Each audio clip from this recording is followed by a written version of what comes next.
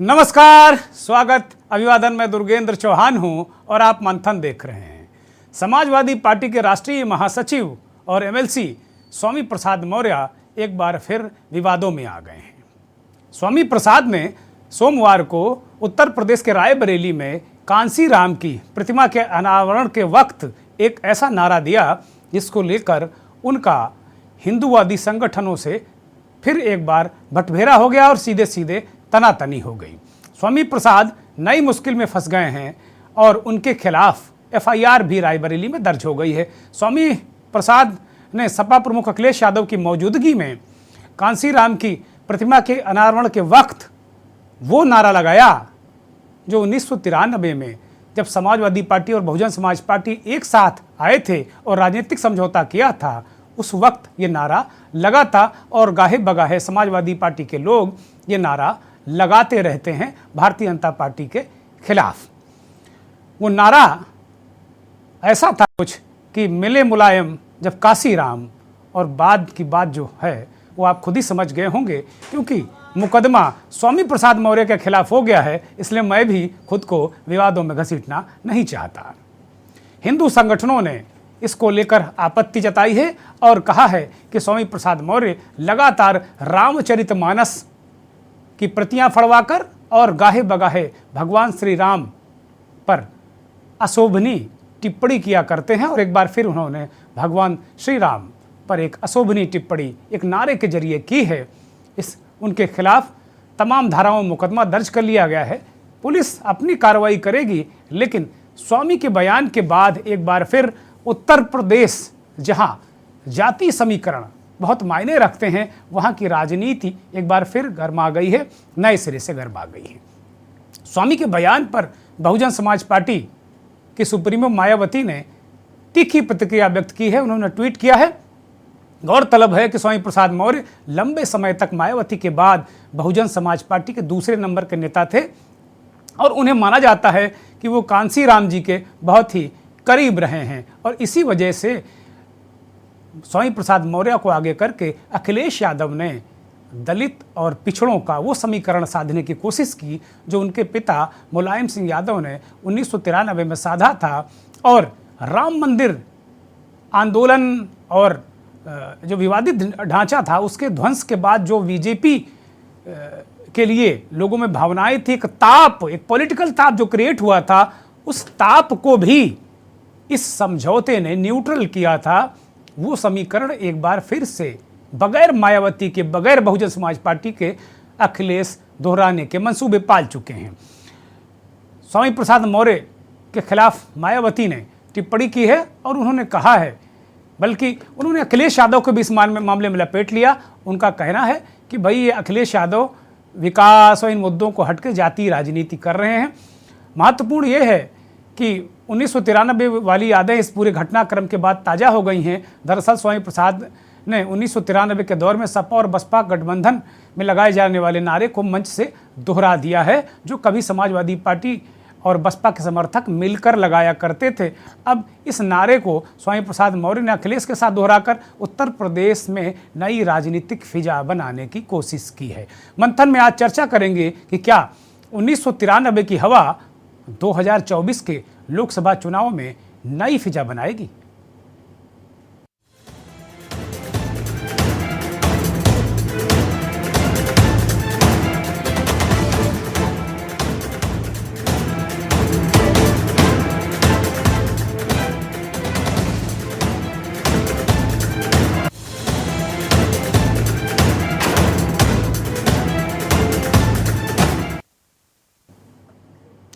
नब्बे के दशक के शुरुआत में राम जन्मभूमि आंदोलन की वजह से बीजेपी का सितारा बुलंदियों पर था। कल्याण सिंह पूर्ण बहुमत के साथ उत्तर प्रदेश विधानसभा को चुनाव जीत चुके थे, लेकिन तभी बीजेपी ने अपने ही पैरों में कुल्हाड़ी मारी। ये ऐसा कहा जाता है, ऐसा राजनीतिक विश्लेषक मानते हैं, जब 1992 में बाबरी ढांचा था वो ध्वंस हो गया। बीजेपी अपने आप को इससे अलग करती रही, लेकिन माना ही जाता है कि बीजेपी के कार्यकर्ता, बीजेपी के लोग, आरएसएस के स्वयंसेवक और हिंदूवादी संगठनों ने ढांचा ढा दिया। 1993 इसके बाद कल्याण सिंह की सरकार चली गई और 1993 के विधानसभा चुनाव में बसपा के संस्थापक कांसीराम ने बड़ा निर्णय लिया। उन्होंने समाजवादी पार्टी के नेता मुखिया मुलायम सिंह यादव के साथ मिलकर उत्तर प्रदेश में विधानसभा चुनाव लड़ने का निर्णय लिया। नतीजा सामने, भाजपा का हिंदुत्व एजेंडा धरा का धरा रह गया। आज एक बार फिर उसी दौर की यादें ताजा हो रही हैं। दरअसल 1992 में बाबरी मस्जिद या यूं कहें विवादित ढांचा ढाए जाने के बाद मुख्यमंत्री कल्याण सिंह ने इस्तीफा दिया था और प्रदेश चुनाव की दहलीज पर खड़ा हो गया था। बीजेपी को पूरा भरोसा था कि राम लहर उसे आसानी से दोबारा सत्ता में पहुंचा देगी, लेकिन प्रदेश की सियासत ने तेजी से करवट ली और बसपा सुप्रीमो कांसीराम और समाजवादी पार्टी के मुखिया मुलायम सिंह यादव की नज़दीकियां और फिर एक गठबंधन के रूप में सामने आई। दोनों पार्टियों ने पहली बार चुनावी गठबंधन किया था और बीजेपी के सामने मैदान में उतरी थी। इस दौरान एक नारा, फिर वही नारा, मिले मुलायम कांसीराम, हवा में उड़ गए। आगे मैं नहीं कहूंगा, प्रदेश की राजनीति का केंद्र बिंदु बन गया। अब इस नारे को सोमवार को स्वामी प्रसाद ने दोहराकर उत्तर प्रदेश में दलित वोटों, दलित और पिछड़े वोटों की एक ऐसी अलख जगाने की कोशिश की जिससे 2024 में कम से कम समाजवादी पार्टी को दलितों के वोटों का एक बड़ा हिस्सा उसे मिल सके। मायावती भी पीछे नहीं हैं। उन्होंने स्वामी प्रसाद मौर्य के बयान पर अखिलेश यादव को निशाने पर लिया, ट्वीट किया कि 30 साल बाद बसपा सुप्रीमो एक तरीके से इस पूरे प्रकरण पर प्रतिक्रिया दे रही थी। उन्होंने यहाँ तक कह दिया कि यह नारा तो समाजवादी पार्टी की शरारत थी। बहुजन समाज पार्टी और समाजवादी पार्टी ने तो एक मिशन के तहत गठबंधन किया था, लेकिन समाजवादी पार्टी ने अयोध्या और श्री राम मंदिर समेत अपर कास्ट से संबंधित नारों को प्रसारित और प्रचारित किया। तो वह बसपा को बदनाम करने की नीयत से समाजवादी पार्टी ने सोची समझी रणनीति के तहत ऐसा किया था। मायावती को अपने दलित वोट बैंक को खिसकता कबूल नहीं है, तो उन्होंने बीजेपी के नेता असीम अरुण भी दूसरी तरफ दलितों की तरफ, चूंकि उनको दलित को रिझाने के लिए उन्हें मंत्री बनाया गया, उन्हें इस्तीफा दिलाकर उन्हें मंत्री बनाया गया है। वो एक ब्यूरोक्रेट थे, पुलिस अफसर थे और वो लगातार दौरे कर रहे हैं, बीजेपी के लिए वो वोट बैंक साध रहे हैं। और कहा जाता है कि आगरा जो जाटव लैंड है और मायावती जब भी कोई भी चुनाव आता है तो आगरा से ही मायावती अपने चुनावी अभियान की शुरुआत करती हैं। उसी जाटव लैंड में आज पूर्व प्रधानमंत्री और दलितों के बहुत बड़े नेता बाबू जगजीवन राम की 116वीं जयंती के अवसर पर जाटव उत्थान समिति के तत्वाधान में कार्यक्रम आयोजित किया गया था बाबू जगजीवन राम पार्क में। उसमें ये असीम अरुण शिरकत करने पहुंचे थे और उन्होंने बाबूजी को इस देश का एक नई दिशा देने वाला नेता बताया। यहाँ तक कहा गया कि बाबा भीमराव अंबेडकर के बाद बाबू जगजीवन राम ही एक ऐसे नेता हैं जिन्होंने दलितों के उत्थान के लिए काम किया। बड़ा सवाल यही है कि बीजेपी के पास क्या बताने के लिए उनके अपने दलित नेता नहीं है क्या उनकी पार्टी में? ये बड़ा सवाल है, क्योंकि बाबू जगजीवन राम भले ही एक वक्त कांग्रेस से अलग होकर जनता पार्टी के साथ में गए, लेकिन उप प्रधानमंत्री और यूं कहें कांग्रेस पार्टी के अध्यक्ष भी हो रहे लंबे समय तक। एक उनके बाद अब मल्लिकार्जुन खड़गे को कांग्रेस पार्टी ने अध्यक्ष बनाया है। बाबू जगजीवन राम के बाद खड़गे दूसरे ऐसे नेता हैं जो दलित वर्ग से आते हैं। बहुत सारी बिसात बिछी है, बहुत सारी रणनीतियां हैं कुल मिलाकर, लेकिन मसला ये है कि उत्तर प्रदेश में तकरीबन 23% दलित वोट है और उसको लेकर 80 सीटें और 23% दलित वोट, इसको लेकर एक तरीके से राजनीतिक दलों में मार मची है। समाजवादी पार्टी ये मानती है कि पिछले दिनों समाजवादी पार्टी की तरफ दलितों का झुकाव हुआ है और उत्तर प्रदेश, जो खासतौर पर पश्चिमी उत्तर प्रदेश में आप खतौली का उपचुनाव ले लीजिए या उसके बाद फिर मैनपुरी का उपचुनाव, यहाँ दलित समाजवादी पार्टी के साथ दिखा है और इसकी एक बड़ी वजह है दलितों के नए नवेले उभरते नेता चंद्रशेखर, जिन्हें पहले चंद्रशेखर रावण कहा जाता रहा है। चंद्रशेखर के साथ समाजवादी पार्टी का एक ऐसा कॉम्बिनेशन बना है जिससे पार्टी एक तरीके से पूरे आत्मविश्वास में है। और अब चूंकि स्वामी प्रसाद मौर्य कांसीराम जी के बहुत करीबी रहे हैं, उनके जरिए तो अखिलेश यादव, मायावती निशाना साध रही है कि अखिलेश यादव की मंच पर मौजूदगी के दौरान स्वामी प्रसाद मौर्य इस तरह की बातें करते हैं। समाजवादी पार्टी की नीति ही रही है कि वो विकास कार्यक्रमों से उसका कोई लेना देना नहीं रहा, वो जातियों की राजनीति करती रही है।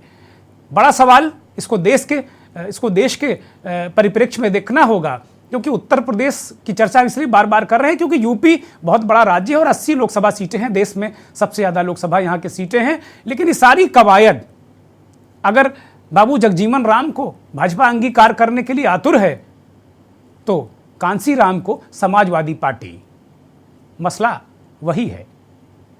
जिनके महापुरुष थे वो तो अंगीकार कर ही रहे हैं, लेकिन दूसरे लोग भी उन्हें अंगीकार कर रहे हैं। मसला सिर्फ दलित वोटों का, अच्छी बात है, लेकिन सवाल यही है कि कितना क्या ये गुणा भाग जो चल रहा है, कहाँ किस तरफ ये जाएगा, ये बड़ा सवाल है। मंथन की शुरुआत आज इसी को लेकर हम करेंगे। हमारे साथ डॉक्टर मारुत त्रिपाठी हमारे साथ जुड़ गए हैं, शिकायत करता है रायबरेली से। इन्होंने कल एक एफआईआर कराई थी स्वामी प्रसाद मौर्य के खिलाफ और इनको हम अभी स्क्रीन पर लेंगे। इससे पहले हम कल के घटनाक्रम के बाद जो हिंदू संगठनों के लोग हैं उनकी प्रतिक्रिया सुनेंगे और उसके बाद स्वामी प्रसाद मौर्य ने आज हमारे सहयोगी के साथ खास बातचीत में क्या कहा वो भी सुन लीजिए। मंच से स्वामी प्रसाद मौर्य द्वारा करोड़ों हिंदुओं के आराध्य प्रभु श्री राम को लेकर उन्होंने जो अपमान और जो उनका तिरस्कार किया है, इस स्वामी प्रसाद मौर्य के ऊपर कठोर से कठोर कार्रवाई हो और उनको जेल के सलाखों के पीछे डाला जाए, जिससे एक मैसेज जा सके, एक संदेश जा सके। जो आए दिन हिंदुओं को, हिंदू भगवानों, देवी देवताओं का अपमान, रामचरितमानस को अपमान किया करते हैं, उनके लिए एक मजबूत संदेश जाना बहुत आवश्यक है। मुलायम कांची राम हवा में उड़ गए। अभी मेरी आवाज भारी है आप पर, ये फिर से बोलिए। जब मैं मुझसे ज्यादा आपकी भारी आवाज होगी तब मैं बंद करूंगा। मिले मुलायम कांची राम, मिले मुलायम कांची राम, ये नारा गूंजा था। और उस गठबंधन के बाद क्या हुआ था? भाजपा का सफाया हुआ था। आज वही परिस्थितियां फिर पैदा हो गई। आज मन पर जो भी बैठे हुए हैं, ये कभी बहुजन समाज पार्टी में प्रदेश अध्यक्ष होते थे, राष्ट्रीय महासचिव होते थे। स्वामी प्रसाद मौर्य जी अनाप शनाप रामचंद्र जी के बारे में बोलते हैं, रामचरितमानस के बारे में बोला इन्होंने। उनकी समाजवादी पार्टी ने उसका पूरा समर्थन किया। ये एक सोची समझी चाल है। रामचरितमानस का अपमान करने वाले स्वामी प्रसाद मौर्य जी को ये सोचना पड़ेगा कि पहले देश में सनातनों का अपमान कर कोई आगे नहीं बढ़ा है और वो शुद्ध रूप से सनातनियों का अपमान करने पर लगे हैं। और उसमें भी मर्यादा पुरुषोत्तम भगवान राम का अपमान करना उनको रोज रोज शोभा देता है। वो एक क्षुद्र नेता हैं और उनके खिलाफ एफआईआर जो हुई है वो बहुत बेहतर हुई है। उनको इसके खिलाफ मुकदमा लड़ाकर उनको अगर अदालत से सजा मिले न्यायोचित, तो मैं और हमारी पूरी पार्टी बहुत प्रसन्न रहेगी। और आज मैं आपको कहना चाहूंगा कि राम को गाली देने वाले, राम के ऊपर गोली चलाने वाले, कभी उनका उत्थान नहीं हुआ है। उत्थान उसका होता है जो प्रभु राम को भजता है। रामचरितमानस की एक लाइन है, बिनु सत्संग विवेक न हो। तो उस क्षुद्र नेता को जो स्वामी प्रसाद मौर्य हैं उनको बताना चाहता हूं कि सत्संग करिए, विवेक तब होगा। रोज राम के कहने से, राम का अपमान करने से कुछ नहीं होगा। राम को जानिए। राम का, आपके पूरे खानदान की मैं बात कर रहा हूं, जो राम को आप लोग भजते हो और बाहर निकलकर वोट की राजनीति के लिए, क्षुद्र राजनीति के लिए राम को गाली देते हैं, राम का अपमान करते हैं। विनाश होगा ऐसे नेताओं का, विनाश होगा ऐसे पार्टियों का जो राम का अपमान करते हैं। स्वामी प्रसाद मौर्य लगातार सुर्खियों में बने हुए हैं। वे लगातार बीजेपी पर हमलावर हैं और दूसरी तरफ अखिलेश यादव की नई राजनीतिक लाइन को भी आगे बढ़ा रहे हैं। बनारस में उनके द्वारा दिए गए बयान के बाद एक एफआईआर दर्ज कराई गई है भारतीय जनता पार्टी के एक नेता द्वारा। हम मौर्य जी से बात कर रहे हैं और उनसे समझने की कोशिश कर रहे हैं कि आखिर ये मामला क्या है और इस एफआईआर का दर एफआईआर लगातार होती जा रही हैं। ये सरकार की मेहरबानियां मेरे ऊपर बरस रही हैं, जिससे कि एफआईआर की झड़ी लगी है। जबकि मैंने मानवर काशीराम की ही नहीं थी, मैंने केवल इतनी कहा था, सपा बसपा का गठबंधन 1993 में हुआ था और उस समय एक नारा बहुत प्रचलन में आया था और उसी नारे के चलते भारतीय जनता पार्टी का सुपड़ा साफ हुआ था। कमोबेश परिस्थितियाँ वही आज बन रही हैं। आज मानवर काशीराम के मिशन के जितने भी साथी हैं, अगली कतार के जितने भी योद्धा हैं, जितने भी पहले बसपा के प्रदेश अध्यक्ष, राष्ट्रीय महासचिव या अन्य महत्वपूर्ण जिम्मेदारी पदों पर रहे हैं, वो सब आज समाजवादी पार्टी के साथ खड़े हैं। लेकिन मौर्य जी, एक बात और है कि एक तरफ तो पिछड़ों का मुद्दा, पिछड़ों के अपमान का मुद्दा बना करके भारतीय जनता पार्टी ने पूरा देशव्यापी अभियान छेड़ रखा है और आप अभी आरोप लगा रहे हैं कि वो पिछड़ों के खिलाफ बात कर रही है। बात जुबान चलाने से नहीं होती है। अगर भारतीय जनता पार्टी ने सबका साथ, सबका विकास, सबका विश्वास का नारा दिया तो अनुसूचित जाति के आरक्षण पर डकैती क्यों, आदिवासियों के आरक्षण पर डकैती क्यों, पिछड़ों के आरक्षण पर डकैती क्यों? और यही नहीं, मनमाने तरीके से तैनाती सरकार का जो एक रवैया है वो भी खुल के आ गया। यहाँ तक कि 69,000 सिखों की भर्ती में 18,000 पिछड़ों के आरक्षित पद पर 12,000 लोगों के सामान और के लोगों को नियुक्ति पत्र पकड़ा दिया। अनुसूचित जाति के 12,000 आरक्षित पदों पर 4,000 पदों पर औरों को लाके बैठा दिया गया। मौर्य जी, आखिरी एक विषय और है कि सरकार ने आपकी सुरक्षा को लेकर के ये कहा है कि उनको सुरक्षा की ज़रूरत नहीं है और वाई श्रेणी की सुरक्षा भी आपको नहीं दी जा रही है। तो क्या आपको लगता है कि सरकार क्या इसमें बदले की कार्यवाही है या सरकार की क्या सोच है और आप पर क्या फ़र्क पड़ रहा है? देखिए, जैसा कि आप जानते हैं, जब हमने देश की महिलाओं, आदिवासियों, दलितों और पिछड़ों को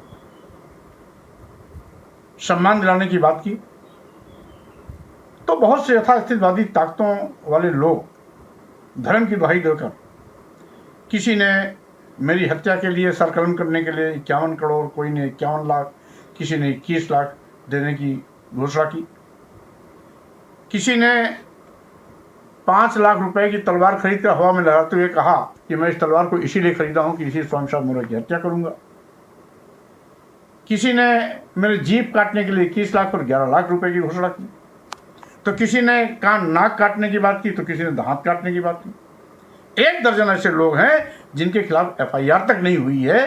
तो स्वाभाविक रूप से इसीलिए नहीं हुई है कि सरकार का उनको संरक्षण है और मेरी हत्या करने वालों के साथ सरकार खड़ी है, इसीलिए सुरक्षा देने में भी आनाकानी कर रही है। आज जिस तरीके से भारतीय जनता पार्टी हमें आज ही शूद्र, स्वामी प्रसाद मौर्य बहुत गंभीर और बहुत बड़ा आरोप लगा रहे हैं। वो कह रहे हैं कि मुझे धमकाने वाले, मेरी हत्या की योजना बनाने वाले, मेरे हत्या के लिए तलवार खरीदने वाले, तीर कमान खरीदने वाले, जीभ काटने की घोषणा करने वाले, पुरस्कार दर पुरस्कार का ऐलान करने वाले लोगों के खिलाफ, एक के खिलाफ भी FIR हुई नहीं है। इसका मतलब स्वामी प्रसाद मौर्य साफ समझा रहे हैं कि इनके साथ सरकार खड़ी है। कल राम भक्त हनुमान जी की जयंती है और लगातार राम को लेकर राजनीति बहुत वर्षों से उत्तर प्रदेश में है और इस राजनीति का पूरे देश पर, इसकी राजनीति पर असर भी पड़ा है। देश पर लगातार इन चीज़ों को देखने को मिला है। रामचरितमानस को लेकर पिछले दिनों जो विवाद क्रिएट किया गया हुआ, उसको लेकर अलग अलग तरीके से राय है। और स्वामी प्रसाद मौर्य का मैंने बयान अभी सुना, बहुत गौर से सुना, तो उसमें वो यही कह रहे हैं कि मिले मुलायम काशी राम, हवा में उड़ गए। उसके बाद वो कह नहीं रहे मंच से। FIR हो गई, ठीक है, बात अलग है, लेकिन इसके आगे का शब्द जो है वो वहाँ मौजूद हजारों लोग कह रहे हैं। स्वामी प्रसाद मौर्य ने, मुझे नहीं लगता कि इस जो वीडियो हमने दिखाया इसमें उन्होंने कोई आगे की बात कही है। ये बात अलग कानूनी दांव पेच हैं, लेकिन ये सारा जो बवाल झंझट है वो दलित वोटों को लेकर है उत्तर प्रदेश में, करीब 23% दलित वोटर हैं, और पंजाब में अगर कहा जाए तो 33% है, और एक अच्छी खासी आबादी है। जो ओबीसी का ये दौर है, ओबीसी सारे दल जो कर रहे हैं, इसमें कहीं ना कहीं जो दलित समुदाय से आने वाले लोग अपने आप को थोड़ा बहुत तो उपेक्षित महसूस कर रहे हैं, और इसी का फ़ायदा समाजवादी पार्टी स्वामी प्रसाद मौर्य के जरिए और जो उनके अन्य नेता हैं रामअचल राजभर के जरिए, इंद्रजीत सरोज के जरिए, ये वो लोग हैं जो मान्यवर काशीराम के निकटस्थ लोग रहे हैं, इनके जरिए उठाने की कोशिश कर रही है भारतीय जनता पार्टी को। इसीलिए उत्तर प्रदेश में अपना कोई दलित महापुरुष नहीं याद आ रहा है, उन्हें कोई अपना दलित नेता बड़ा याद नहीं आ रहा है, वो बाबू जगजीवन राम की शरण में है। हमारे साथ मेहमानों का पैनल हमारे साथ जुड़ गया है। प्रोफेसर डॉक्टर धर्म कौर हमारे साथ जुड़ गई हैं, सामाजिक चिंतक हैं। डॉक्टर साहब बहुत स्वागत, बहुत धन्यवाद आपका वक्त देने के लिए, बहुत आभार आपका। चंचल यादव समाजवादी पार्टी के नेता प्रवक्ता, वो भी हमारे साथ जुड़ गए हैं, बहुत स्वागत यादव जी आपका, बहुत धन्यवाद। इस देश की राजनीति को बहुत अच्छी तरह समझने वाले चुनाव विश्लेषक संजय सिंह हमारे साथ जुड़े हैं। संजय भाई बहुत स्वागत, बहुत धन्यवाद, बहुत आभार। और रायबरेली से इस पूरे मामले में एफआईआर कराने वाले हिंदू संगठन के कार्यकर्ता मारुत त्रिपाठी हमारे साथ जुड़ गए हैं। त्रिपाठी जी बहुत स्वागत, बहुत धन्यवाद और बहुत आभार के न्यूज़ को वक्त देने के लिए। मंथन की शुरुआत मैं मारुत त्रिपाठी से ही करता हूँ। त्रिपाठी जी, आपको क्या महसूस हुआ, कैसे लगा कि ये भगवान श्री राम का अपमान हुआ है, और आपके मन में उस वक्त जब आप एफआईआर कराने गए तो क्या भावनाएं आई, क्या कितने लोग इससे आहत हुए, बहुत सारे इत्यादि इत्यादि, क्योंकि उसमें भाषा लिखी है एफआईआर में, जो आपने तहरीर दी होगी उसमें बहुत सारी बातें आपने लिखी हैं। मारुत त्रिपाठी भैया, हमने स्वामी प्रसाद मौर्य के फेसबुक अकाउंट से हमने ये वीडियो देखी थी। जिस हिसाब से वो कह रहे हैं मिले मुलायम काशीराम हवा में उड़ गए, तो वो हवा में किसको उड़ा रहे थे? ये पुराना नारा ही इन्होंने मॉडिफाई किया है, फिर से वो ला रहे हैं। ये लगातार रामचरितमानस पे हो, साधु संतों पे या ब्राह्मणों पे हो, अगर ये दलितों की हितैषी हैं की बात करिए, लेकिन आप केवल एक ही धर्म के विषय में क्यों बोलते हैं? अन्य धर्म भी तो हैं, उन पे तो आप एक बार टिप्पणी करके देख लीजिए। नहीं, स्वामी प्रसाद मौर्य क्या मुसलमान हैं क्या? देखिए, अब इस विषय में तो मैं नहीं बोल सकता हूँ कि नहीं, आप जो कह रहे हैं ना एक ही धर्म के विषय में बोल रहे हैं, चलिए। लेकिन वो हृदय से तो हिंदू नहीं है, कहीं से वो उनकी विचारधारा हिंदुत्ववादी हिंदू की लगती ही नहीं है। वो हमेशा हिंदुत्व पे प्रघात करते हैं। चलिए, अब जब धर्म की बात कर रहे हैं तो डॉक्टर धर्म कौर हमारे साथ सामाजिक चिंतक जुड़ी हुई हैं। डॉक्टर साहब, ये पूरा मसला आपने बहुत गहन अध्ययन किया है, इस पूरे सामाजिक चिंतन, आपका बहुत लंबा सामाजिक चिंतन है, और एक प्रोफेसर के तौर पर, एक चिंतक के तौर पर आप बहुत चीज़ों को बहुत अच्छे से रखती रही हैं जनता के सामने और दर्शकों के सामने। ये जो परिस्थितियां बन रही हैं, जैसा मैंने 3 एंगल अभी अपने दर्शकों के सामने रखा कि एक स्वामी प्रसाद मौर्य का एंगल है कि है राजनीति ही। भारतीय जनता पार्टी अब आज बाबू जगजीवन राम का जन्म जयंती है, उनकी शरण में है, क्योंकि वो उनके पास इतना बड़े कद का कोई दलित नेता मुझे नहीं लग रहा कि उनके पास कोई है जिसका नाम लेकर वो कम से कम दलितों के बीच जा सकें। ये पूरी राजनीति और जो सामाजिक दृष्टिकोण से आप क्या नज़रिया रखती हैं, ये दर्शकों के सामने कृपया रखिए। देखिए, अभी जो आपके इस चैनल के माध्यम से मैंने सुना है, और भी रोज हम न्यूज़पेपर पढ़ते हैं, और करीब 55-58 साल की हो गई हूँ मैं। हर 5 साल बाद इलेक्शन आते हैं, तो कभी मुस्लिम्स का सहारा, कभी भगवान रामचंद्र जी का सहारा, और कभी बाबा साहब का सहारा पार्टियां अक्सर लेती हैं, क्योंकि उनको अपने ऊपर कॉन्फिडेंस नहीं होता। अगर कोई भी पार्टी है, उसे अपने ऊपर कॉन्फिडेंस है, जो उसने पिछले दिनों काम किया है जनता के लिए, उस पर अगर कॉन्फिडेंस है, तो उसे किसी सहारे की जरूरत नहीं है। सीधे जनता के बीच में जाइए और कहिए कि भाई हमने आपके लिए काम किया, आप उसके बेस पर हमें वोट दीजिए। तो ये जो इस तरह के स्टेटमेंट दिए जाते हैं, ये सिर्फ पॉलिटिकल स्टेटमेंट होते हैं, चर्चा में बने रहने के लिए इस तरह के स्टेटमेंट दिए जाते हैं, इनका कोई मायने नहीं है। मैं सिर्फ यही कहूंगी कि मीडिया को इस तरह के स्टेटमेंट को दिखाना ही नहीं चाहिए। बिल्कुल इग्नोर कर देना चाहिए, और जो भी पार्टियां इलेक्शन लड़ रही है उनके काम के बारे में चर्चा होनी चाहिए कि भाई चाहे दलित हो, हिंदू हो, मुस्लिम, सिख, ईसाई, कोई भी हो, 4 धर्म जैसे बताए गए हैं, हिंदू, मुस्लिम, सिख, ईसाई, उनके लिए जो भी काम किए गए उनकी चर्चा होनी चाहिए। कोई भी गवर्नमेंट जो पावर में है उसने जो भी काम किए उसकी चर्चा होनी चाहिए और उस बेस पे वोट मांगे जाने चाहिए। तो मेरा तो यही स्टेटमेंट है, और मैं यही कहूंगी कि वो एक पॉलिटिकल स्टंट है, उसको भुला देना चाहिए। भगवान राम किसी के कहने से महान नहीं हो जाते और किसी के कह देने से वो छोटे नहीं हो जाते हैं। वो भगवान राम है, वो सबके भगवान है। जितने भी हिंदू हैं सब उनकी पूजा करते हैं। अगर किसी ने कुछ कह दिया तो उससे उनका कद छोटा नहीं हो जाता। तो मेरा कहने का मतलब ये है कि इस तरह के स्टेटमेंट पे ना जाके उनके काम पे चर्चा होनी। इस समय हम उनके काम पे चर्चा कर रहे होना चाहिए कि भाई उन्होंने इतना रोजगार दिलवाया, स्वास्थ्य के लिए काम किया, एजुकेशन के लिए काम किया, देश की सुरक्षा के लिए उन्होंने काम किया। इस पे चर्चा होनी चाहिए। ठीक मेरा बात तो है, इतना कहना है। ठीक बात। एक छोटा सा और प्रश्न है, फिर उसके बाद मैं ब्रेक पर जाऊंगा। डॉक्टर साहब, ये क्या ऐसा होता है क्या कि अगर आप अगड़ों को गाली दीजिए या आप भगवान श्री राम की निंदा करिए तो जो सामाजिक तौर पर आप क्या मानती हैं कि दलित खुश होते हैं क्या, पिछड़े खुश होते हैं क्या? जैसे 3-4 अभी मसले स्वामी प्रसाद मौर्य ने रखे कि भाई ढोल गंवार शूद्र पशुनारी, इस तरह के क्या उद्धरण से पिछड़े बहुत प्रसन्न होते हैं क्या, दलित बहुत खुश हो जाते हैं क्या? नहीं, ऐसा कुछ नहीं है। अब दलित भी जाग चुका है, बस वो अपने वोट की कीमत नहीं समझ रहा है। जैसे भोले भाले लोग होते हैं, अपना 10 किलो अनाज और ये सब दिया जा रहा है, उसके लालच में आके वोट दे दिया कहीं भी।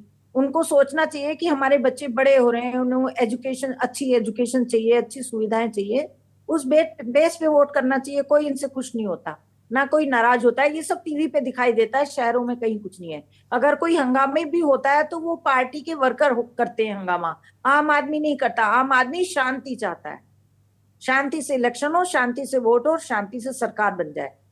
अब बीजेपी है, बहुमत की सरकार है भाई, सबने वोट दिया उसको, है मोदी जी हैं, वो सबके प्रधानमंत्री हैं, वो मेरे भी प्रधानमंत्री हैं, वो आपके भी प्रधानमंत्री हैं, हम सब उनका आदर करते हैं। और अगर उन्होंने काम किया है जनता के लिए तो फिर से सरकार बनेगी, उसमें टेंशन की, चिंता की कोई बात नहीं। ऐसा कुछ नहीं है कि लोग नाराज हो जाते हैं या कुछ करते हैं, ये सब पॉलिटिकल होता है। समाजवादी पार्टी के नेता चंचल यादव हमारे साथ जुड़े हुए हैं। मैं सीधे चंचल यादव के पास जाऊंगा। चंचल यादव, आपकी पार्टी बार बार स्वामी प्रसाद मौर्य के जरिए राम की निंदा करवाती है, ऐसा भारतीय जनता पार्टी और हिंदू संगठनों का आरोप है। इसके पीछे क्या राजनीतिक मकसद नहीं है आप लोगों का? और ये जो जिस नारे की बात स्वामी जी आधा नारा कह के रुक गए, क्या वो नारा राजनीतिक नारा नहीं था क्या?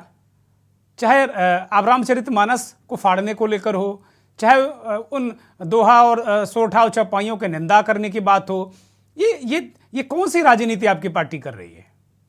देखिए, सबसे बड़ी बात है जो अगर आपने देखा होगा पिछले कुछ समय से भारतीय जनता पार्टी के लोग जो भी वादे करके आए थे जनता के बीच में, एक भी वादा पूरा नहीं हो पाया। आज अगर आप देखें पूरे हिंदुस्तान में जो वादे आदरणीय प्रधानमंत्री जी ने किए थे, लाल किले की प्राचीर से बड़े बड़े झूठ बोले गए थे। 100 स्मार्ट शहर बनाएंगे, आदर्श ग्राम बनाएंगे, 2 करोड़ रोजगार हर साल देंगे। अगर ये 2 करोड़ रोजगार हर साल देते तो जो हमारा शिकायतकर्ता भाई बैठा है, ये शायद शिकायतकर्ता के रूप में नहीं होता, ये शायद ये आज कम से कम इनके हाथ में रोजगार होता।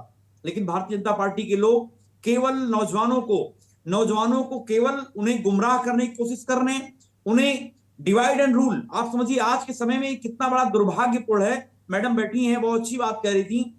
आप मुझे बताइए, पूरे देश के बजट का 6% केवल राशन में खर्च हो रहा है। ये देश को किस दिशा में लेके जाना चाह रहे हैं आप? आप शिक्षा का बजट 2% कर दिया, 2% से डाउन करते चले जा रहे हैं आप। लगातार शिक्षा का बजट कम होता चला जा रहा है। और आप बात करें एग्रीकल्चर बजट की बात करें, किसानों के बजट की बात करें, तो उनकी जो आपने आय दोगुनी करने की बात कही थी, आज लागत दोगुनी हो गई है। ये हमारा भाई बैठा है, किसान परिवार से होगा मेरे ख्याल है। आप इनसे पूछिए कि जो पोटास 550 का मिलता 2014 में, आज 1850 का मिलता है। आज जो डीएपी जो 50 किलो की बोरी थी वो 45 केजी कर दी, उसमें भी कम से कम 30 से 40% महंगाई बढ़ा दी। और आज बात हो रही है, आज नौजवान सड़क पर खड़ा है।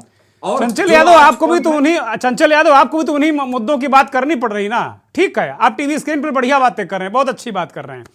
और बीच बीच में आपके राष्ट्रीय अध्यक्ष, आपके नेता ये मुद्दे उठाते हैं, लेकिन अंत में आपको भी तो लगता है ना, जब 17 में काम बोलता है और सुपड़ा साफ हो गया, तो आपको भी तो लगने लगा ना कि भैया अब शूद्र, अगले, दलित, पिछड़े, इनकी बात करो, नहीं तो फिर दिक्कत है आगे। मैं आपको बताना चाहता हूं कि देखिए, आपको याद होगा, अगर इसी हमारे जो वर्तमान केंद्रीय मंत्री हैं अनुराग ठाकुर साहब, याद होगा आपको, उन्होंने क्या शब्द बोला था देश के गद्दारों को। जो शब्द वो बोले थे हम यूज भी नहीं कर सकते हैं। तब तो कोई रिट दाखिल नहीं हुई, तब हमारा नौजवान साथी आहत नहीं हुआ। लेकिन क्या है कि भारतीय जनता पार्टी के लोग प्रोपेगेंडा तैयार करते हैं। उनको हिंदुओं को मुसलमान से लड़ाना है, उन्हें धर्म की राजनीति करनी है, जातियों को जातियों से आपस में लड़ाना है। आप अगर समझिए, आज का जो सवाल है, जो गौड़ सवाल है, क्या हमारा नौजवान भाई जो बैठा है, क्या इसके हाथ में रोजगार है? नहीं है। मैं पूछ लेता हूं चंचल यादव, मैं पूछ लेता हूं, मारुति त्रिपाठी, अपने आप को अनम्यूट करिए और बताइए कि आप क्या काम करते हैं। पार्टी के लोग मिसगाइड करने का काम करते हैं, ये बहुत मैं पूछ ले रहा हूं, हमारी चंचल यादव, मैं पूछ ले रहा हूं कि ये क्या काम करते हैं। मारुति त्रिपाठी बताइए। अरे पकौड़ा तलना, एक एक करके बोलिए। डॉक्टर धर्मकौर, मैं आऊंगा आपके पास, मैं मारुति त्रिपाठी के पास जा रहा हूं, बोलिए। भैया हम अपनी बेकरी चलाते बोल रहे हैं, यहाँ पे आप स्वामी जी पे इतने मुद्दे तो बाहर ही जा रहे हैं। अरे स्वामी जी के विषय में बोलिए ना। बेकरी चला के रोजगार, अब तो पकौड़ा तलने को रोजगार माना जाता है भारतीय जनता पार्टी में। नहीं, क्या मारुति त्रिपाठी आप क्या करते हैं? अरे भैया हमारी बेकरी चलाते हैं हम अपनी। अच्छा, अच्छी बात है, रोजगार कर रहे हैं वो, और उनको नौकरी की क्या जरूरत, रोजगार की क्या जरूरत, वो बाकायदे बेकरी चला रहे हैं, अच्छा काम कर रहे हैं। उन्होंने फेसबुक पर देखा कि स्वामी जी ने कुछ अटाए सटाए बोल दिया, वो उन्होंने FIR करा दी। अरे यादव जी आप स्वामी जी पे बोलिए ना। जो आप अनुराग ठाकुर की बात कर रहे हैं, उन्होंने गोली मारो गद्दारों के लिए कहा था, कि देश के गद्दारों को। अगर आप भी गद्दार मुस्लिम को मान रहे हैं तो ये आपकी मानसिकता है। उन्होंने कहीं मुस्लिम शब्द कहा था? तो आज स्वामी जी ने भी आगे की बात नहीं कही। मारुति त्रिपाठी, स्वामी जी भी चालाक नेता हैं, वो आगे की बात गायब कर गए। और सबसे बड़ा सवाल ये है कि अच्छी बात ये है कि भाई ठीक है, अगर इनका मनाहत हुआ, थाना पुलिस ने FIR लिखी, लेकिन एक आम आदमी FIR लिखाने में कितना दिक्कत में रहता है, पुलिस उसकी सुनती नहीं। डॉक्टर धर्मकौर कुछ कहना चाह रहे हैं, फिर मैं संजय सिंह के पास जाऊंगा। डॉक्टर साहब बोलिए। भाई सर, मैं ये कहना चाह रही हूँ कि एक एक जना करके बोले अपनी अपनी बारी पर, बीच में मुझे टोके ना बिल्कुल भी जी। मैं ये कह रही हूँ सर, हिंदुस्तान में ब्राह्मण, क्षत्रिय, वैश्य, शूद्र ही नहीं रहते, पंजाबी भी रहते हैं, मुस्लिम भी रहते हैं, क्रिश्चियंस भी रहते हैं, उनके भी तो धर्म है, वो भी तो वोटर है, उन पर तो कोई स्टेटमेंट नहीं दिया जाता। फिर भगवान राम पर ही क्यों? एक तो सवाल ये है। दूसरा, जो डिस्कशन हो रहा है उस पे होना चाहिए। चलो 10-10 किलो गेहूं दे दिया, अन्न दे दिया, क्या बुराई है? गरीबों के मुंह पड़ गया। हाँ, ठीक बात है। क्विंटलों गेहूं अभी बरसात आएगा तो खेतों में सड़ जाएगा, क्विंटलों गेहूं खेतों में सड़ के चला जाएगा। शायद आपने मेरी बातों को समझा नहीं। मैंने कहा कि देश का दुर्भाग्य जो हमारा राजा बैठा हुआ है। चंचल यादव बोलने दीजिए, डॉक्टर साहब को बोलने दीजिए, कंप्लीट कर दे। उन्होंने पहले कहा कि उनको बोलने दीजिए, बोलिए। उसके लिए 2% खर्च होता है। मेरा सवाल इस बात को लेकर के था, शायद आप समझ पा रहे हैं। आप बोल लीजिए अकेले, छोड़िए, हमें बुलाया ही मत करिए। आपको जवाब दे रहा था। नहीं, चंचल यादव शांत हो जाइए, आप उनको बोलने दीजिए। वो बोलने दीजिए, पॉलिटिकल पार्टी के नेता नहीं है, वो एक चिंतक है, उनको बोलने दीजिए। बोलिए डॉक्टर साहब, बोलिए। इतना कह रही हूँ कि क्विंटल गेहूं सड़ के चला जाता खेत में, अगर गरीबों दे दिया कोई बुराई नहीं है। पर लेकिन आगे सुनिएगा मैं क्या कह रही हूँ। जिनको दिया जा रहा है, जो इस लेवल में है, पढ़ लिख नहीं पाते हैं, उनकी एजुकेशन पे भी ध्यान दिया जाए, उनके स्वास्थ्य पे भी ध्यान दिया जाए, और इस बात पर भी ध्यान दिया जाए कि वो आजकल क्या कर रहे हैं, रोजगार है या नहीं है। मैं ये नहीं कह रही सबको सरकारी नौकरियां ही दी जाए, ये ना हो कि 10 किलो गेहूं के चक्कर में वो नकारा हो रहे हैं। yes. मतलब रोजगार पे भी चर्चा हो, उनकी हेल्थ पे चर्चा हो, शिक्षा पे चर्चा हो कि कितने।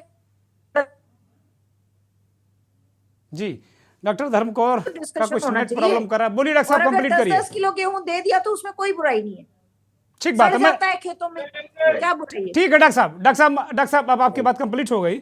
अब मैं सीधे संजय सिंह के पास जाऊंगा। संजय सिंह, आप पूरे देश का दौरा करते हैं। संजय सिंह ADR से ताल्लुक रखते हैं और तमाम नेताओं की पोल खोलते हैं देश भर में, जो अपने चुनावी घोषणा पत्र में तमाम घपले घोटाले करते हैं। घोषणा पत्र से मेरी मुराद ये है कि वो जो अपना हलफनामा देते हैं उसकी ये जांच करते हैं, तमाम तरीके का ये रहस्योद्घाटन करा करते हैं, और एक पॉलिटिकल एक एनालिसिस भी संजय सिंह का बड़ा सटीक रहता है।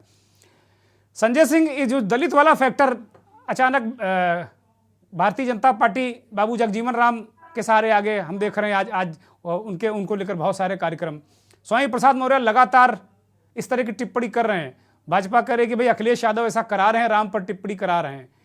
कांग्रेस के जो राष्ट्रीय अध्यक्ष है वो अनुसूचित जात से आते हैं, दलित वर्ग से आते हैं। ये 2024 का जो गुणागणित है, अब रेफरेंस 1993 का समाजवादी पार्टी ने लिया है, इसके क्या मायने हैं?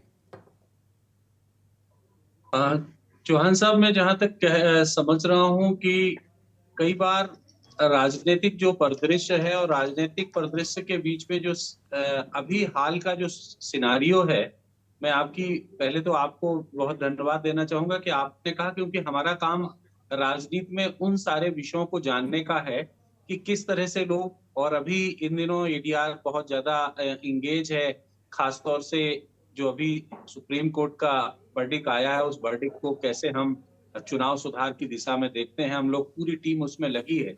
उसी बीच में ये चर्चा आज मैंने जो समझा है, जहां तक सबके अपने अपने अस्तित्व का सवाल है, और राजनीति 2024 के चुनाव में लोग अपने अपने तरह से ये ढूंढने की कोशिश कर रहे हैं कि वो कैसे अपने अस्तित्व को बचा रख सकते हैं और कैसे वो आम मतदाता के बीच में जाके अपने को कुछ मुद्दों के आधार पर स्थापित कर सकते हैं। देखो, देश का नैरेटिव बहुत साफ है, और नैरेटिव साफ होने के कारण बहुत सारी चीजें जो चल रही हैं वो पॉलिटिकली 24 के इलेक्शंस को जो अभी देखा जा रहा है, वो इलेक्शंस बहुत ही कमोबेश जो परिस्थिति है, वो कमोबेश परिस्थिति जो दिख रही है वो ये दिख रही है कि चुनाव 24 का पिछले चुनाव की अपेक्षा थोड़ा सा टफ होगा, लड़ाई होती हुई दिखेगी, लेकिन भारतीय जनता पार्टी को कोई बहुत बड़ी चुनौती दिखाई दे नहीं रही है।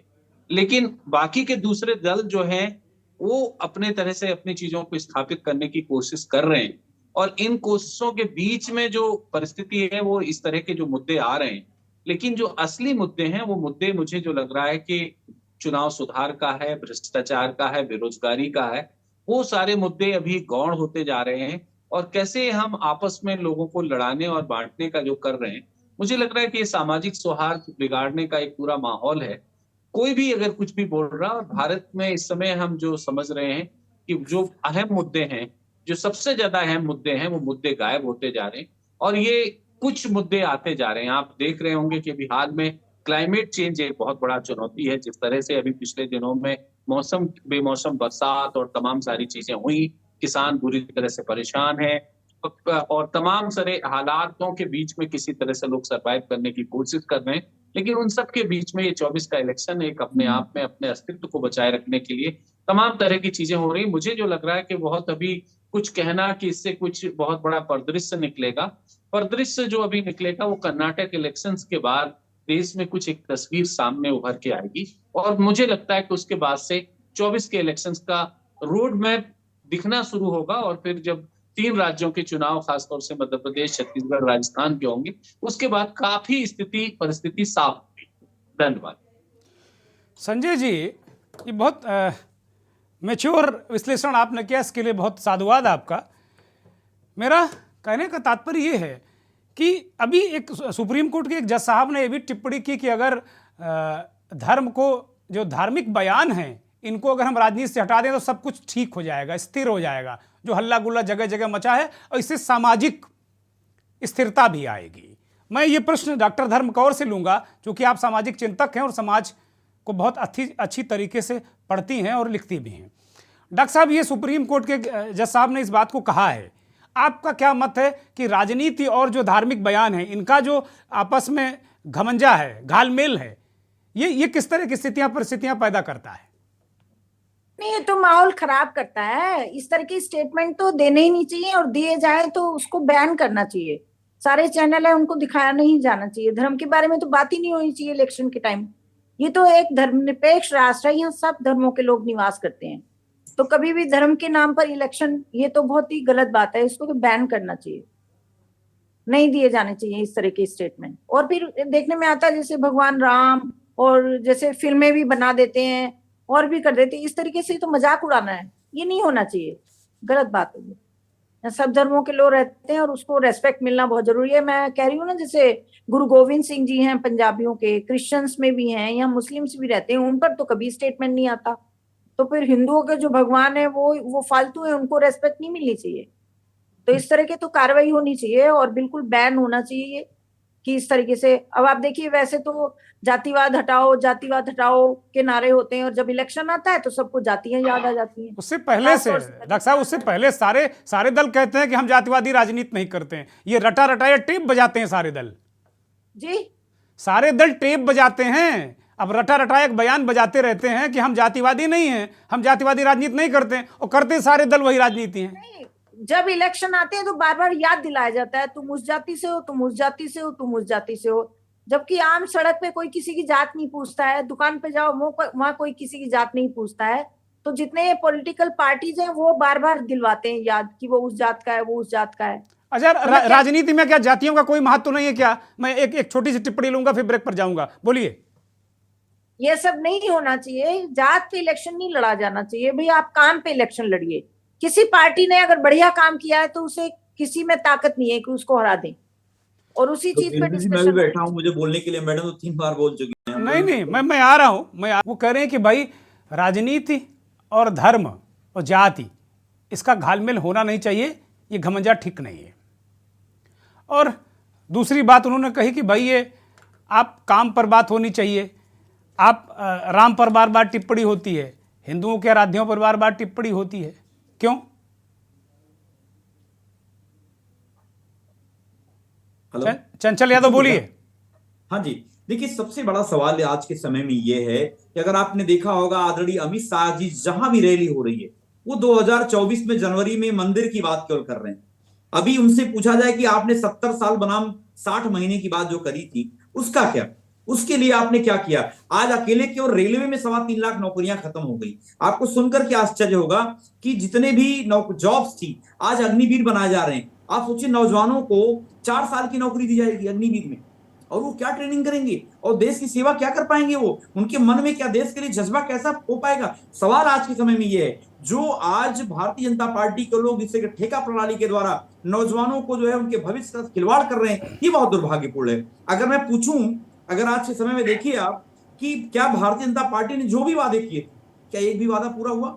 वो 100 दिन के अंदर काला धन लाने की बात कही थी उन्होंने, क्या किसानों की आय दोगुनी करने की बात कही थी? आज किसानों की लागत दोगुनी हो गई है। आज जो 400 रुपए का सिलेंडर था, आज वो 1200 रुपए का सिलेंडर मिल रहा है। क्या चिंता का विषय नहीं है? क्या आज जो लोग 30 रुपए, 50 रुपए, 60 रुपए डीजल पेट्रोल को बहुत महंगा कहते थे, और आज के समय में वो 100 पार कर जा रहा है, ये चिंता का विषय नहीं है? लेकिन और ये पता है, भारतीय जनता पार्टी के लोग, आपको याद होगा 2019 के समय में पुलवामा के पीछे शहीदों की पोस्टर लगा करके हमारे प्रधानमंत्री वोट मांगा करते थे, आपको याद होगा इस बात का। लेकिन भारतीय जनता पार्टी के लोग केवल डिवाइड एंड रूल। आज अगर सोचिए, अगर मैं भारतीय जनता पार्टी के प्रवक्ताओं से बोलता हूं, केवल आप अजान, शमशान, रमजान। भैया आप कहाँ पे जा रहे हैं यादव जी? आवाज नहीं आ रही आपकी। तो कोई नहीं कर पाता है। चलिए कंप्लीट करिए, चंचल यादव कंप्लीट करिए। फिर मैं एक युवा जो हमारे साथ जुड़े हैं, मारुति त्रिपाठी, स्वामी प्रसाद मौर्य के खिलाफ FIR कराई इन्होंने, इनसे भी पूछ लेते हैं, युवा भी हैं ये। नौजवान जो है, क्या नौजवानों को रोजगार मिल रहा है? आप सोचिए, संविदा पे कॉन्ट्रैक्ट बेस पे जिसकी 15 सैलरी होगी, उसके सैलरी का 20% केवल ईंधन में चला जा रहा है। डॉक्टर साहब ने बताया ना, अभी आप सोचिए, जो आज आम आदमी के जो खर्चे हैं, क्या वो महीने के 2 सिलेंडर खर्च कर लेंगे तो 2400 रुपए खर्च हो जाएंगे उसके, और 15 रुपए सैलरी में कैसे वो बच्चे को पढ़ा पाएगा? आज ऐसा कौन सा परिवार है जो शिक्षा को लेकर के अपने बच्चों की फीस को लेकर परेशान नहीं है? ठीक बात। लेकिन हम राम रहीम और क्या नाम है, हिंदुस्तान, शमशान, कब्रिस्तान, अजान, रमजान के ऊपर चंचल यादव, आप अपनी पार्टी के नेताओं को मना नहीं करेंगे, इस पर बयान दें, और आप लंबा सा व्याख्यान और दिए पड़े। ठीक है, आज जो मुद्दे उठा रहे हैं वो जायज मुद्दे हैं, इसमें कहीं कोई संदेह है नहीं, लेकिन आपकी पार्टी के लोग भी वही कर रहे हैं। अधिकारी इसको लेकर विरोध उन्होंने किया था। मानस में हमारा विश्वास है, और हम लोग उसके बारे में हम लोग कुछ हम लोगों ने कभी गलत टिप्पणी करी या किसी ने गलत कोई टिप्पणी करी? आदरणीय चाहे हमारे स्वामी प्रसाद मौर्य जी हों, चाहे हमारे आदरणीय नेता हों अखिलेश यादव जी, हमेशा कहते हैं कि हम लोग कभी भी जो धार्मिक मुद्दों को लेकर के हम लोग जनता के बीच में कभी धर्म के आधार पर वोट मांगने की बात नहीं करते हैं। हमेशा हम लोगों ने जाति के आधार पर जाते हैं, धर्म के आधार पर नहीं जाते हैं। मैं रोक रहा हूं चंचल यादव, मैं रोक रहा हूं। एक युवा भी है और शिकायतकर्ता भी है, मारुति त्रिपाठी। ये बताइए मारुति त्रिपाठी कि एक युवा के रूप में आपको क्या मिला? मैं आपसे सीधा सवाल करता हूं। चंचल यादव, रोक रहा हूं आपको। चंचल यादव रुकिए। मारुति त्रिपाठी बताइए, ठीक है, आप शिकायत करता है, आप भाजपा के समर्थक हैं, आप हिंदू संगठन के समर्थक हैं, लेकिन एक युवा भी हैं, आपका घर भी है, आपका भविष्य भी है। आप एक युवा के रूप में आपको क्या मिला, जरा इनको बताइए। भैया हमको ये मिला है, साफ साफ ये है कि मैं बेकरी चलाता हूँ। किसी भी गुंडे की ये हिम्मत नहीं है कि मेरे दुकान में आए और पैसा लेके बिना दे चला जाए। सपा में 6 साल होता पहले था। कौन से गुंडा आपके यहाँ आ गया था? अरे भैया हम आपको आप देख कितनी डकैतियां होती थी। डायल 100 जानते हो आप? डायल 100 जानते हो? ये किसकी देन है? बिल्कुल। किसकी देन है? अखिलेश जी की। अखिलेश तो जी फिर की। ये डायल 100 आज उसी की देन है कि आज आपकी बेकरी बची हुई है। आदरणीय अखिलेश यादव की देन है कि गांव का चंचल यादव उनको बोलने दीजिए, अपने शब्द उनके मुंह में मत डालिए भाई, वो उनको कहने दीजिए भाई, वो सीधे साधे युवा हैं, FIR करा दी, वो बात अलग है। उसको अपनी बात कहने दीजिए पूरी। बोलने दीजिए यादव जी, बोलने दीजिए, डोमिनेंस मत करिए भाई। स्वामी प्रसाद मौर्य जी की बात हो रही। स्वामी प्रसाद मौर्य जी जिस हिसाब से बोल रहे हैं, आप जैसे आप बोल रहे हो कि रोजगार फला ढिमका, तो ये चीज स्वामी जी बोले ना कि हाँ भैया रोजगार पे मुद्दों, वो धार्मिक तो वही कर रहे हैं लगातार ना, कि रामचरितमानस पे आते हैं, साधु संतों पे आते हैं, ब्राह्मणों पे आते हैं। आप ये सोचिए, आप पहले जो कलह 17 में सपा को खा गई थी, वही कलह फिर सपा में। मनोज पांडे जी जो यहाँ के ऊंचाहार के विधायक हैं और स्वामी जी में टकरार है, कोई टकरार नहीं है। समाजवादी पार्टी के विधायक हैं और आगे भी विधायक रहेंगे। भाई चंचल यादव बोलने दीजिए भाई, बोलने दीजिए, उनको बोलने दीजिए। मेरे पास अभी 1 मिनट का वक्त है, मैं डॉक्टर धर्मकौर को लूंगा इसके बाद। बोलिए। स्वामी जी के कार्यक्रम में वो नहीं गए थे और ना स्वामी जी के पोस्टर में ना मनोज पांडे जी थे, ना मनोज पांडे जी के पोस्टर में स्वामी जी थे। ये तो अच्छी बात है यार,